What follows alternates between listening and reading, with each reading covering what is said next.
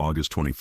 1942, Alligator Creek, Guadalcanal, 0130 hours, temperature 28 degrees, humidity 95%. Lieutenant Colonel Edwin Pollock watched through night vision binoculars as approximately 900 Japanese soldiers gathered on the far bank of what Marines mistakenly called the Tenaru River, actually Alligator Creek, preparing to launch a nighttime assault against American defensive positions that had been established 2 weeks earlier when Marines landed on Guadalcanal in the first American offensive operation of the Pacific War. Through the binoculars, Pollock could see Japanese officers organizing their men into assault formations, could see the glint of fixed bayonets catching starlight, could hear across the 100 yards of water separating the two forces the sounds of Japanese soldiers preparing for battle, metal clicking against metal, orders being whispered, the shuffling of hundreds of feet in sand. Pollock's radio headset crackled with reports from forward observation posts confirming what he could see with his own eyes, that Japanese forces were massing for a major assault, that the attack would come soon, probably within the next 30 minutes, that American defensive positions would need to hold against what appeared to be a regiment-strength attack by forces that significantly outnumbered the Marines defending this sector of the perimeter around Henderson Field. What the Japanese officers organizing their assault could not know, because American positions were concealed and because Marines had maintained absolute noise and light discipline for hours, was that Pollock had positioned his battalion not just along the sandbar that marked the mouth of Alligator Creek, but in depth, with machine gun positions registered on pre-planned killing zones, with interlocking fields of fire that would create overlapping coverage of every meter of ground between the creek and the Marine defensive line, and with orders that would seem insane to anyone who had not thought carefully about the mathematics of defensive firepower and the psychology of attacking infantry. The orders Pollock had issued to every gun crew and every rifle squad defending the creek position were simple and absolutely clear, and contrary to every defensive instinct that infantry soldiers possess: hold fire until Japanese forces cross the creek. Hold fire until Japanese forces reach the sandbar on the American side. Hold fire until Japanese forces are within 25 yards of American position. Hold fire until every Japanese soldier who is going to cross the creek has crossed the creek and has committed to the assault and cannot retreat back across the creek without being caught in the open. Hold fire until the fire command is given, no matter how close the Japanese get, no matter how many targets present themselves, no matter how strong the instinct to shoot becomes. Hold fire. The reasoning behind these orders was mathematical and tactical and psychological all at once. If Marines opened fire too early, when Japanese forces were still on the far bank of the creek, or when only the first assault waves had crossed, the Japanese would take cover, would withdraw back across the creek, would reorganize, and would either probe for a different weak point in the American perimeter, or would wait for daylight when they could coordinate their infantry assault with naval gunfire and air support. But if Marines held fire until the maximum number of Japanese soldiers had committed to the assault and were trapped in the open with no cover and no retreat, then American defensive fire would achieve maximum killing efficiency, would destroy the Japanese assault formation before it could reach American positions, and would inflict casualties so severe that Japanese offensive capability would be crippled for days or weeks. But the orders required a level of fire discipline that was almost inhuman, required Marines to watch Japanese soldiers approaching their positions and to resist every instinct to shoot, required them to allow enemies to get so close that individual faces would be visible in muzzle flashes when firing finally began, required them to trust that the fire plan would work, that American defensive firepower would be sufficient to destroy the Japanese assault, even though that assault would be launched from distances where grenades could be thrown and where bayonet charges would reach American positions in seconds if the fire plan failed. Pollock understood that he was asking his Marines to do something that violated their training and their instincts and their survival drive, asking them to let enemies get close enough to kill them before defending themselves, asking them to maintain discipline in darkness and confusion when every biological impulse would be screaming at them to shoot. But Pollock also understood that this was the only way to achieve the tactical outcome that was needed, that killing 800 or 900 Japanese soldiers in a single engagement would require those soldiers to be concentrated in a killing zone where defensive fire could engage them all simultaneously, and that required waiting until they had committed fully to their assault and could not escape. If this kind of forgotten history makes your heart race like the battlefield itself, subscribe now and join us in reviving the war stories the world tried to forget. The defensive position that Pollock's battalion occupied had been prepared over the previous week with considerable thought given to fields of fire and killing zones and interlocking coverage. Machine gun positions had been dug into the sandbar on the American side of Alligator Creek, each position reinforced with sandbags and logs in position to cover specific sectors of fire that overlapped with adjacent positions. The machine guns were primarily 30 caliber Browning M1919 models, supplemented by several Poet 50 caliber M2 heavy machine guns positioned on the flanks where they could deliver enfilade fire across the entire width of the creek mouth. Each gun crew had spent hours registering their weapons on pre-selected target reference point, had memorized the traverse settings and elevation adjustments needed to shift fire quickly between sectors, had stacked ammunition within arm's reach so that sustained fire could be maintained without interruption. Rifle squads were positioned in depth behind the machine gun line, ready to provide backup fire and to serve as a second defensive line if any Japanese soldiers managed to penetrate the machine gun positions. Mortar crews were positioned farther back with pre-registered fire plans that would drop high explosive rounds on the far bank of the creek and on the sandbar on the American side, creating a box of fire that would trap Japanese forces in the killing zone once the engagement began. The tactical situation that had led to this defensive preparation began 2 weeks earlier on August 7, 1942, when the 1st Marine Division landed on Guadalcanal and seized Henderson Field, a partially completed Japanese airfield that would become the focus of 6 months of brutal fighting, as Japanese forces attempted to recapture the airfield and American forces fought to hold it. The initial Marine landing had been relatively unopposed, Japanese construction units and small defensive garrisons fleeing into the jungle rather than fighting, but intelligence reports indicated that Japanese reinforcements were being rushed to Guadalcanal from bases throughout the Solomon Islands, and that a major Japanese counteroffensive was imminent. American defensive positions around Henderson Field were hastily constructed, using natural terrain features like creeks and ridgelines to anchor defensive lines and to channel Japanese attacks into areas where American firepower could be concentrated. Alligator Creek formed the eastern boundary of the American defensive perimeter, a natural obstacle that Japanese forces would need to cross if they intended to attack the airfield from the east, and Marine commanders recognized immediately that the creek mouth would be a likely avenue of approach for any Japanese assault. The Japanese plan for recapturing Henderson Field was ambitious and reflected the offensive-minded tactical doctrine that characterized Japanese military operations throughout the Pacific War. Colonel Kiyanao Ichiki had been dispatched from Japanese bases in Truk with approximately 900 soldiers of the 28th Infantry Regiment, elite troops who had fought in China and Manchuria, and who were considered among the best infantry in the Imperial Japanese Army. Ichiki's orders were to land on Guadalcanal east of American positions, march west along the coast, cross Alligator Creek, and assault Henderson Field from the east, while naval forces bombarded American positions from offshore, and while additional Japanese infantry attacked from other directions. The plan assumed that American defensive positions would be weak and poorly organized, that Marines would be demoralized by isolation and by the tropical environment, and that a determined nighttime assault by elite Japanese infantry would overwhelm American defenses and recapture the airfield quickly. Ichiki had confidence in his soldiers and in his plans, confidence that was reinforced by the Japanese military's experience throughout the early months of the Pacific War, when Japanese forces had achieved rapid victories against American, British, and Dutch forces through aggressive offensive operations and through willingness to accept casualties in pursuit of tactical objectives. What Ichiki did not know, what Japanese intelligence had failed to determine, was that American defensive positions around Henderson Field were considerably stronger than Japanese planners believed, and that Marine commanders had been preparing specifically for the kind of nighttime infantry assault that Japanese tactical doctrine favored. American intelligence, while incomplete, had provided sufficient warning that Japanese reinforcements were approaching Guadalcanal and that an attack was imminent, allowing Marine commanders to reinforce defensive positions and to prepare fire plans specifically designed to defeat massed infantry assaults. The defensive positions along Alligator Creek represented the most carefully planned sector of the entire Marine perimeter, positioned to take maximum advantage of terrain and organized to deliver overwhelming firepower against any force attempting to cross the creek. And most importantly, Marine commanders had issued orders that would allow Japanese forces to commit fully to their assault before American defensive fire began, orders that would create the conditions for a massacre rather than just a defensive success. The psychology of fire discipline, of deliberately allowing enemies to approach to distances where they pose genuine mortal threat before engaging them, is one of the most difficult aspects of defensive warfare and one that distinguishes highly trained professional soldiers from less experienced troops. The biological response to seeing armed enemies approaching is to shoot, to eliminate the threat while it is still at distance, to reduce danger before it becomes overwhelming. This response is hardwired into human neurology, a survival mechanism that has kept humans alive for hundreds of thousands of years by encouraging early response to potential threats. But effective defensive tactics, particularly against massed infantry assaults, sometimes require overriding that biological response and deliberately allowing threats to approach to optimal killing range before engaging. The mathematics are straightforward. A machine gun firing at targets at 300 yards will hit some targets and will force others to take cover or to withdraw, but many targets will survive to take cover and to reorganize. The same machine gun firing at targets at 25 yards will kill almost every target in its field of fire, because at that range every burst hits and because targets have no time to take cover or to react before being hit. But firing at 25 yards requires allowing those targets to approach to 25 yards, requires watching them get closer and closer while resisting every impulse to shoot,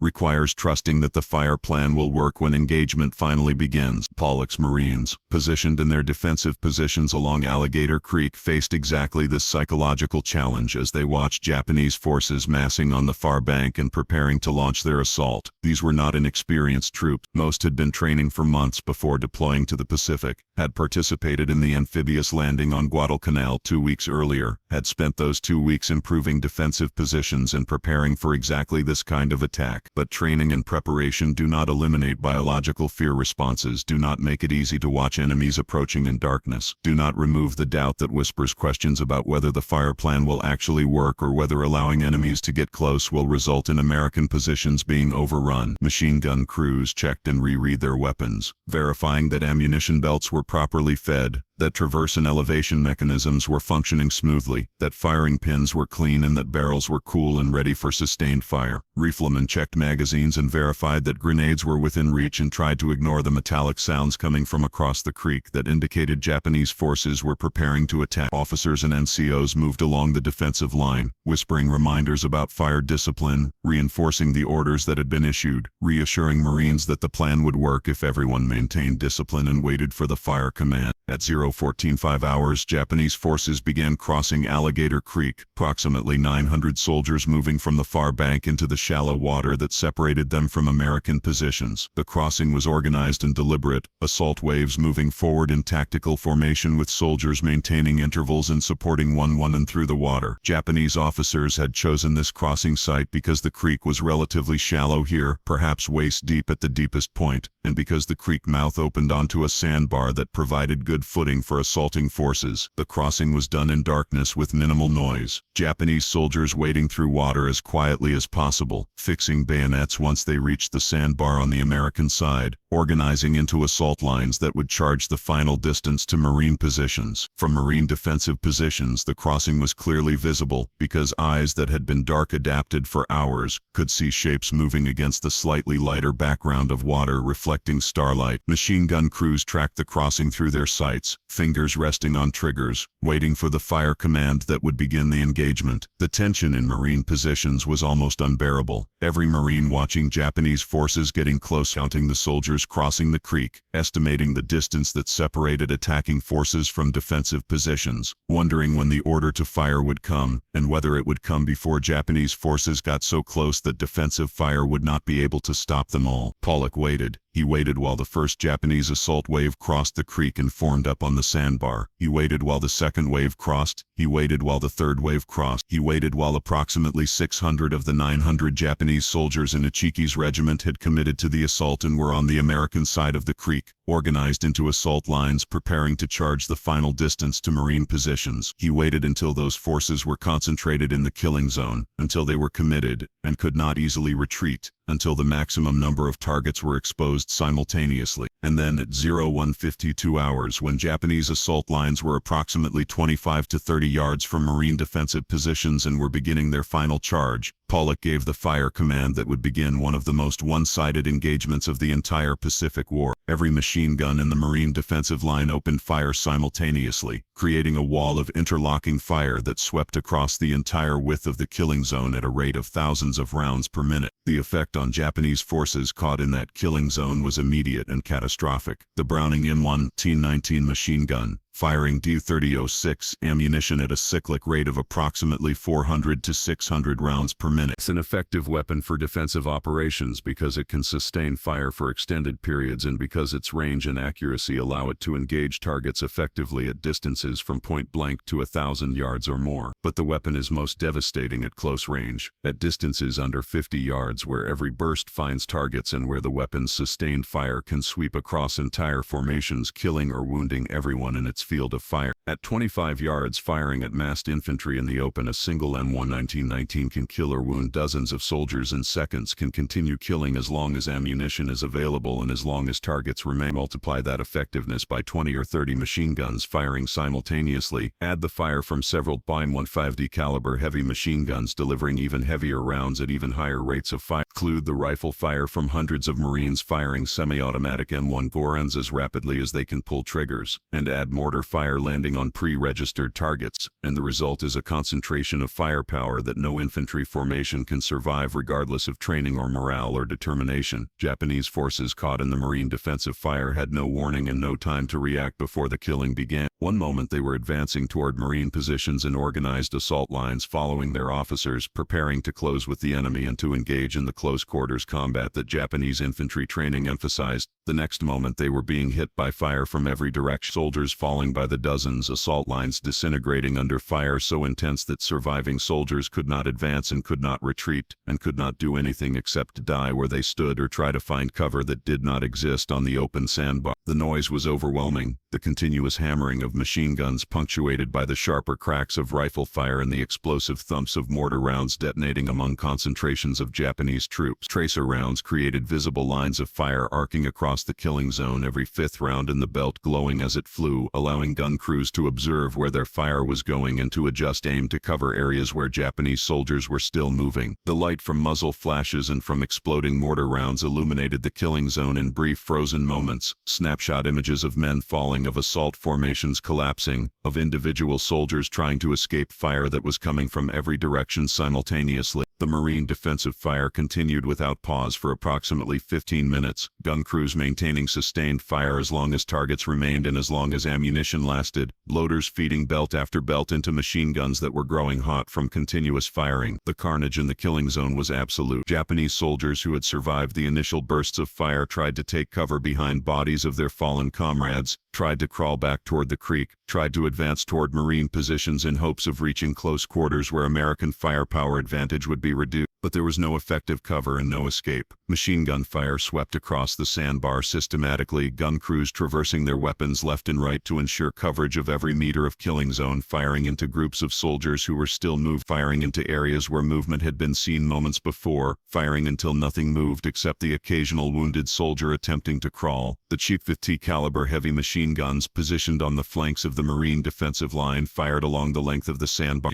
Burst from the heavy weapons tearing through multiple targets, the massive rounds capable of killing multiple soldiers with single bursts if those soldiers were positioned in line with the fire. By 0210 hours, approximately 18 minutes after the Marine defensive fire had begun, the killing zone had gone almost silent. Japanese forces that had crossed Alligator Creek and had assaulted Marine positions had been effectively destroyed, approximately 600 soldiers killed or mortally wounded, the survivors scattered and disorganized and incapable of mounting any coherent offensive action. A few Japanese soldiers who had been at the rear of the assault formation or who had found depressions in the main that provided minimal cover continued to fire at Marine positions with rifles, but their fire was sporadic and ineffective. Individual soldiers shooting without coordination and without any realistic hope of achieving anything except dying slightly later than their comrades. The remaining 300 Japanese soldiers in Nachiki's regiment, those who had not yet crossed the creek when Marine defensive fire began, were trapped on the far bank, unable to advance because advancing would mean crossing the creek into the killing zone where their comrades had been slaughtered. Unable to retreat because retreating would mean abandoning the mission and accepting defeat, Japanese officers attempted to rally their remaining forces for another assault, believing apparently that the first assault had failed because of tactical errors that could be corrected, rather than because Marine defensive positions were simply too strong to be overcome by infantry assault. At 0230 hours, Japanese forces on the far bank of Alligator Creek attempted a second assault, approximately 300 soldiers crossing the creek in a more dispersed formation than the first assault had used, attempting to avoid the concentration that had made the first assault so vulnerable to Marine defensive fire. But the tactical adjustment made no significant difference because Marine defensive fire was organized to cover the entire crossing area, and dispersed formations moving across open ground under concentrated machine gun fire die just as certainly as concentrated formations. They simply die over a slightly longer period of time.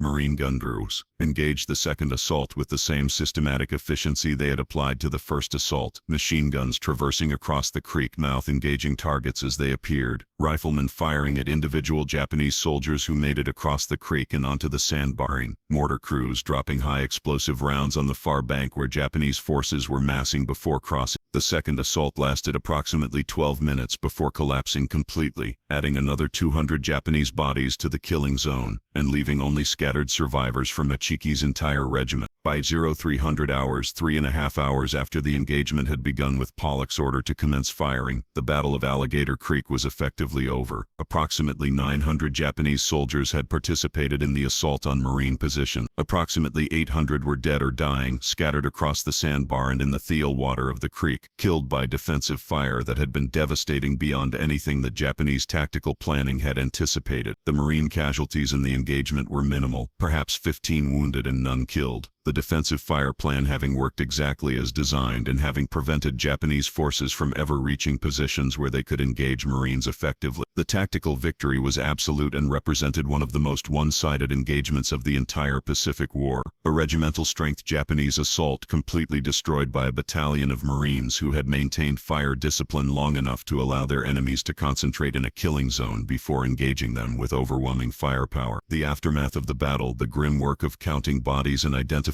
dead and dealing with wounded and securing the battlefield, began at dawn when enough light existed to see clearly what had been accomplished during the night. Their Marine patrols moved through the killing zone, weapons ready in case any Japanese soldiers were still alive and capable of fighting, but finding mostly bodies and a few severely wounded soldiers who were too incapacitated to pose any threat. The visual evidence of what concentrated defensive fire could accomplish against massed infantry in the open was overwhelming and disturbing even to Marines who had done the killing. Bodies were stacked in some places, Japanese soldiers having died in groups when caught by machine gun fire while in formation. Individual bodies showed multiple hits, soldiers having been struck by fire from multiple weapons simultaneously, killed so thoroughly that any single wound would have been fatal. The sandbar was soaked with blood in some places, the sand dark and wet despite hours having passed since the killing had occurred. Personal effects scattered across the killing zone, rifles and packs and helmets and photographs and letters, the detritus of lives that had ended suddenly in violence and darkness far from home. The psychological impact of the battle on the Marines who had participated was complex and would develop over time as immediate adrenaline and relief at having survived wore off, and was replaced by reflection on what they had done and what they had witnessed. In the immediate aftermath, the dominant emotions were satisfaction at having executed the fire plan successfully and relief that Japanese forces had not broken through defensive positions and had not killed Americans in the close quarters combat that would have resulted from defensive failure. Marines had done what they were trained to do, had defended their positions against superior numbers, had maintained discipline under pressure, and had achieved a tactical victory that would be studied and analyzed and used as example in military schools for decades. But underneath that professional satisfaction was awareness that they had participated in something that resembled industrial slaughter more than it resembled traditional combat, that the overwhelming effectiveness of modern defensive firepower when properly employed had reduced human beings to targets in a mechanical process of killing that was efficient and successful and deeply disturbing in ways that were difficult to articulate. The tactical lessons learned from the Battle of Alligator Creek, lessons that would be analyzed and incorporated into Marine training and doctrine for subsequent Pacific operations, centered on several key principles that had been demonstrated so clearly during the engagement. First, fire discipline was essential for maximizing the effectiveness of defensive firepower. Allowing enemies to close to optimal killing range before engaging them produced casualty rates far higher than engaging enemies at longer ranges where they could take cover or withdraw. Second, interlocking fields of fire and pre-planned killing zones were force multipliers that allowed relatively small defensive forces to defeat much larger attacking forces by concentrating firepower at critical points. Third, nighttime defensive operations required absolute noise and light discipline to prevent attacking forces from identifying defensive positions and to allow defensive forces to engage attackers at times and places of the defender's choosing. Fourth, machine guns properly employed in defensive roles were devastatingly effective against infantry assaults and were the primary weapon for defeating massed infantry attacks. And fifth, defensive success required trust in the fire plan and in the training and in the leadership that had designed the defense, required subordinates to follow orders even when those orders seemed to increase risk, required everyone to believe that the system would work even when individual judgment might suggest different courses of action. But the most important lesson, the one that was discussed less openly but that was understood by everyone who had participated in the battle, was that modern defensive firepower had fundamentally changed the calculus of infantry warfare in ways that made traditional offensive infantry tactics obsolete when employed against prepared defensive positions. Japanese tactical doctrine emphasizing aggressive offensive action and willingness to accept casualties in pursuit of objectives had been developed through experience in China and Manchuria, where Japanese forces had generally faced poorly equipped and poorly trained opponents who could be overwhelmed by determined assault. But that same tactical doctrine, when employed against American Marines equipped with modern automatic weapons and trained in defensive tactics and positioned in prepared positions with clear fields of fire, reduced casualty rates that were unsustainable and that achieved nothing except demonstrating that charging into machine gun fire was suicide regardless of how brave or determined the charging soldiers might be. The Japanese would continue to employ these tactics throughout the Pacific War, would continue to launch nighttime infantry assaults against American defensive positions, would continue to believe that spiritual determination and willingness to die could overcome material disadvantage. American defensive positions, learning from the example of Alligator Creek, would continue to slaughter those assaults with machine gun fire, would continue to kill Japanese soldiers by the hundreds and thousands in engagements that were tactically one-sided and that demonstrated clearly that infantry could not advance across open ground against prepared positions, defended by automatic weapons. The broader strategic significance of the Battle of Alligator Creek extended beyond the immediate tactical victory and affected the entire Guadalcanal campaign and subsequent American offensive operations throughout the Pacific. The destruction of Ichiki's regiment demonstrated that Japanese forces were not invincible, that aggressive Japanese tactics could be defeated by good defensive preparation and fire discipline, that Marines could hold their positions around Henderson Field against Japanese counterattacks despite being outnumbered and despite operating at the end of extended supply lines. This demonstration of American defensive capability was important for morale and for strategic planning, showing that Guadalcanal could be held and that the American offensive in the Pacific could continue rather than being reversed by Japanese counteroffensive. The battle also demonstrated to Japanese commanders that recapturing Henderson Field would require larger forces and different tactics than they had initially believed, leading to escalation of Japanese commitment to the Guadalcanal campaign and to months of additional fighting that would eventually drain Japanese resources and contribute to the strategic turning point in the Pacific War.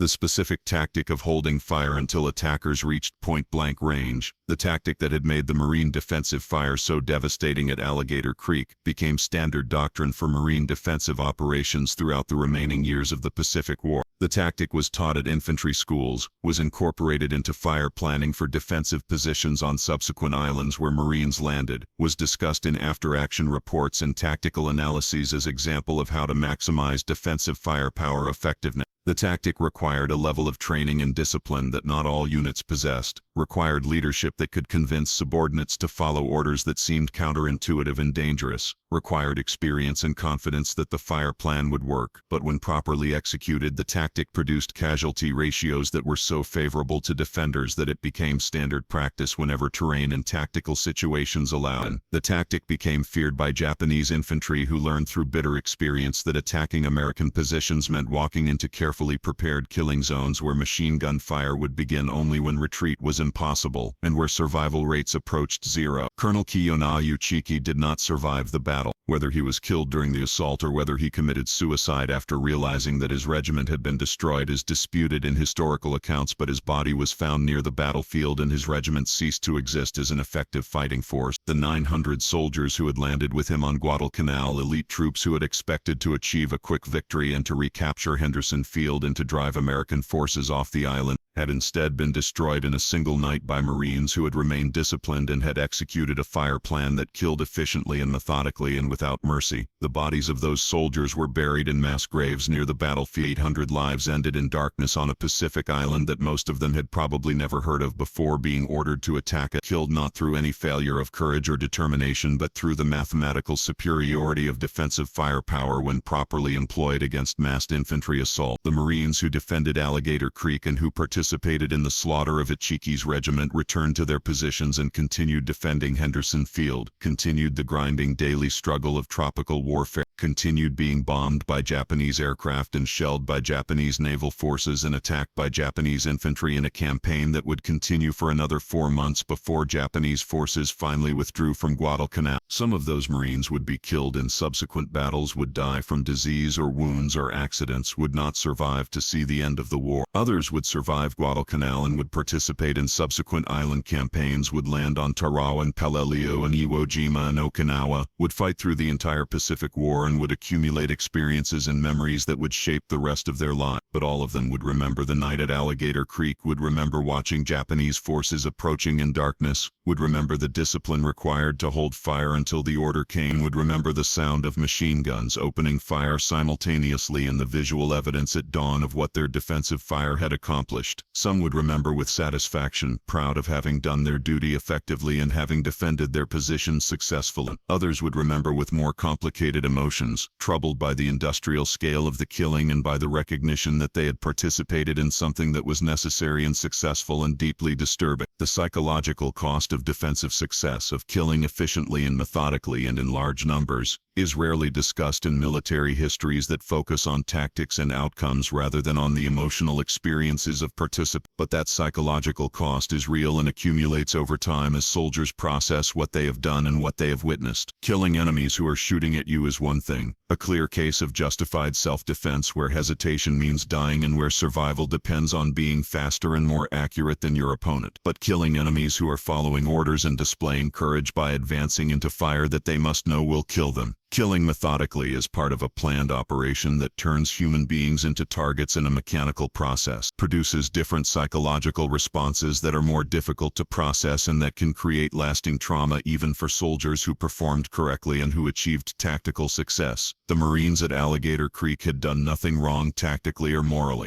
They had defended their positions against attack, had followed orders, had maintained discipline under pressure, had employed their weapons effectively. But doing those things correctly had required them to participate in mass killing on a scale that was unprecedented in their experience, had required them to watch through gun sights as human beings were destroyed by fire that they were directing, had required them to continue firing long after any military necessity existed simply to ensure that no threats remained. The specific memory that many veterans of the battle would carry for the rest of their lives was the moment when Marine defensive fire began, the moment when silence and tension transformed into noise and violence, the moment when the killing started, that moment when every machine gun opened fire simultaneously and when hundreds of Japanese soldiers began dying within seconds, was frozen in memory with the clarity and intensity that characterizes traumatic experiences, every detail sharp and permanent, the sound and the light and the visual evidence of what defensive firepower could accomplish against human bodies. Veterans would describe that moment decades later with the same precision and emotional intensity they experienced during the battle itself, suggesting that the memory had been encoded differently from ordinary memories, had been marked as significant and threatening and requiring permanent storage in ways that ensured it could not be forgotten or diminished by time. This kind of traumatic memory, vivid and intrusive and permanent, was the psychological price paid for the tactical success achieved at Alligator Creek, the cost that was not reflected in casualty reports but that was nonetheless real and lasting. The question of whether the tactic of holding fire until enemies reached point-blank range change was necessary or whether Marines could have achieved similar tactical success by engaging Japanese forces earlier, at longer ranges where American psychological costs might have been lower, is difficult to answer definitively because tactical alternatives were not tested during the battle. It is certainly possible that engaging Japanese forces earlier would have disrupted their assault and would have killed significant numbers and would have prevented them from reaching Marine positions. But it is equally possible that engaging earlier would have allowed Japanese forces to take cover, to reorganize, to withdraw, and to attempt different approaches, potentially leading to a more extended engagement with more complex tactical challenges and with less decisive outcomes. The tactic that was employed, holding fire until maximum numbers of Japanese soldiers were concentrated in the killing zone, produced the most decisive possible outcome: the complete destruction of the attacking force in a single engagement lasting under an hour. That decisiveness had strategic value beyond the immediate tactical success, demonstrating American defensive capability and discouraging future Japanese attacks and contributing to the broader campaign objectives. Whether that strategic value justified the psychological costs imposed on Marines who executed the tactic is a question that admits no clear answer, because the costs and benefits belong to different categories and cannot be directly compared. The legacy of the Battle of Alligator Creek, remembered in Marine Corps history as the Battle of the Tenaro despite the geographic misnaming, extends beyond tactical lessons and casualty statistics and includes the demonstration of what disciplined defensive fire can accomplish against massed infantry assault. The battle became a case study in military schools, an example taught to junior officers learning defensive tactics, a validation of fire discipline and fire planning, and coordinated defensive operations. The specific details of the decision to hold fire until Japanese forces reached point-blank range, the execution of interlocking fields of fire, the catastrophic effectiveness of machine guns against infantry in the open, all became elements of standard infantry doctrine that would be applied throughout the remaining years of World War II and beyond. And the battle became part of Marine Corps mythology, a story told and retold within the organization, a demonstration of Marine tactical excellence and discipline and effectiveness that served to reinforce organizational identity and pride. But the battle also served as example of the costs of modern warfare, the industrial scale of killing that modern weapons made possible, the transformation of combat into something that resembled organized slaughter more than traditional battlefield heroics, and the psychological burden that fell on soldiers who were required to participate in that transformation. The 800 Japanese soldiers who died at Alligator Creek were buried in mass graves, their identities recorded where possible and their families notified where information existed to allow notification. Many were never identified, their remains mixed with others in burial pits, their deaths recorded in Japanese military records as casualties at Guadalcanal but without specific details about how or where they died. Their sacrifice, if it can be called that, achieved nothing tactically or strategically, their deaths having no effect on the outcome of the battle or the campaign except to demonstrate that Japanese tactical doctrine was inadequate against prepared American defensive positions. They died because their commanders ordered them to attack positions that were too strong to be taken by infantry assault, died because Japanese military culture emphasized attack and offensive action regardless of tactical circumstances, died because the mathematics of defensive firepower made their assault suicidal from the moment it began. Whether those soldiers understood before crossing Alligator Creek that they were participating in a suicide mission, or whether they believed they had reasonable chances of success is impossible to know, but the outcome was the same regardless of their understanding or belief. They crossed the creek, they advanced toward Marine positions, they were killed by defensive fire that was overwhelming and inescapable, and they became statistics in casualty reports and examples in tactical analyses and eventually names on memorials if their identities were known or unmarked, graves if their identities were lost. The Marines who killed those 800 Japanese soldiers at Alligator Creek went on to fight in subsequent battles, continued participating in the Pacific War, accumulated additional experiences and memories and trauma that would layer upon the memories of that night in August. Some would become casualties themselves in later battles, would experience the other side of the equation, would understand personally what it meant to be on the receiving end of overwhelming firepower. Others would survive the entire war and would return home and would attempt to reintegrate into civilian society and would carry memories of Alligator Creek and other battles for the rest of their lives. And all of them would have participated in a moment that demonstrated both the effectiveness of modern military training and tactics, and the terrible costs that such effectiveness imposes on everyone involved, defenders and attackers alike, winners and losers alike, survivors and casualties alike. War creates these moments when ordinary people are required to do extraordinary things, moments when tactical success requires participating in organized killing on scales that exceed normal human experience, moments when following orders and maintaining discipline and doing the right thing tactically produces outcomes that are psychologically devastating even when militarily successful. The story of the Battle of Alligator Creek, of Marines who held their fire until Japanese forces reached point-blank range, and who then slaughtered 800 soldiers in a single night, is ultimately a story about discipline and training and the application of firepower in the costs of war. It is a story that military historians analyze for tactical lessons and that veterans remember with complicated emotions and that families of the dead carry as grief and loss. It is a story that demonstrates what modern military forces can accomplish when properly trained and equipped and led, and it is simultaneously a story that demonstrates the terrible efficiency of modern warfare and the scale of killing that modern weapons make possible. It is a story worth remembering not because it glorifies combat or celebrates killing, but because it illustrates clearly the reality of warfare, the decisions that must be made under pressure, the execution required to succeed tactically, and the human costs that success imposes on everyone involved. The Marines at Alligator Creek made the right tactical decisions, executed their fire plan correctly, achieved decisive victory, and paid psychological costs for that victory that lasted far beyond the few hours of actual combat. Their story deserves to be told completely and honestly, including both the tactical success and the human cost, because understanding war requires understanding both dimensions simultaneously, rather than focusing only on outcomes while ignoring the experiences of those who achieved those outcomes.